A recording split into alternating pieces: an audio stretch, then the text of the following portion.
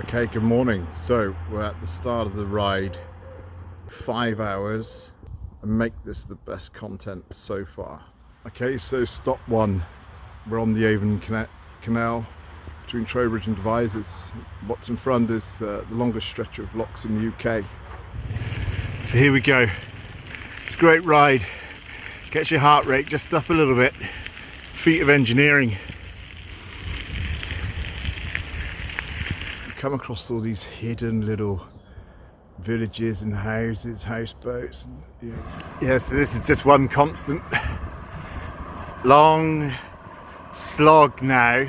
So ridden all that side.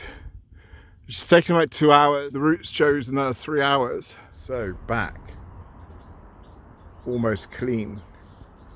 45 miles, 4 hours. Absolutely motivated. Again, please read my testimony, and it's an absolute honor to find myself on this path and desperate hope I can help some people. Help one person would be great. Praise the Lord God, and God bless you. Thank you.